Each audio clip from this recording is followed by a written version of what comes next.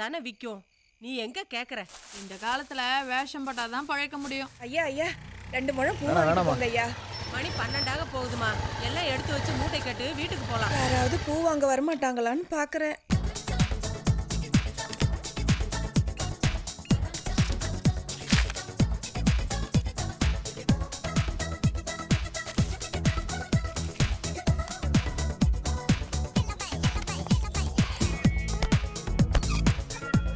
ஐயா ஐயா கொஞ்சம் பூ வாங்கிட்டு போங்க ஐயா.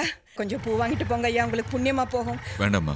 உங்க பொண்டாட்டிக்கு ஒரு 4 முழம் பூவாவது வாங்கிட்டு போங்க ஐயா. எனக்கு கல்யாணம் ஆச்சுன்னா கூடையோட வாங்கிட்டு போறேன். நாளைக்கு தண்ணி தெளிச்சு விட்டா போகுது. தம்பி அதுக்கே தம்பி கொஞ்சம் நில்லுங்க. தம்பி உங்களை தான் நில்லுங்க. தம்பி தம்பி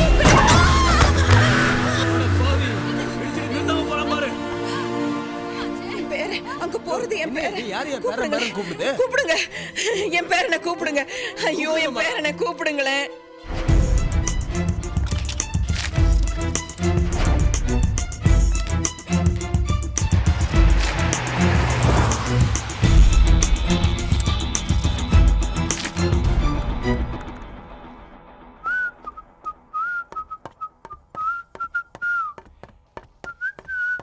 விஷ்ணு, என்னப்பா? உனக்கு எவ்வளவு பணம் வேணும்னாலும் வீட்டுல வாங்கிட்டு போ.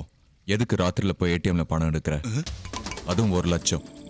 காலம் கெட்டு கிடக்குது இல்ல. ராத்திரியில பணம் எடுத்தனா? அப்பா, ஏடிஎம்க்கு போய் பல மாசம் ஆகுதுப்பா. முதல்ல அந்த டப்பாவை தூக்கி போட்டு நல்ல கம்ப்யூட்டர் வாங்கப்பா. பாய். சின்னையா டிஃபன் சாப்பிடலையா? ஃப்ரெண்ட்ஸோட வெளியே போறேன், ஹோட்டல்ல சாப்பிட்டுக்கிறேன். விளையாட்டு பிள்ளை. ஐயா, சின்னையாவோட பெட்டை தட்டி போடும்போது தலகணிக்கடியில் இந்த பேக் இருந்துச்சான். பொன்னி கொடுத்துச்சு. இந்தாங்க வாங்க அண்ணே.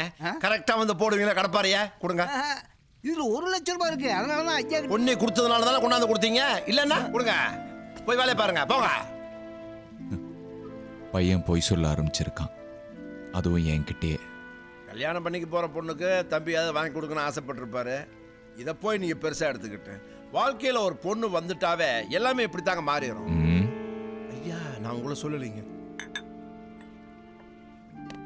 இதை தம்பி கிட்ட கொடுத்துட்றேங்க.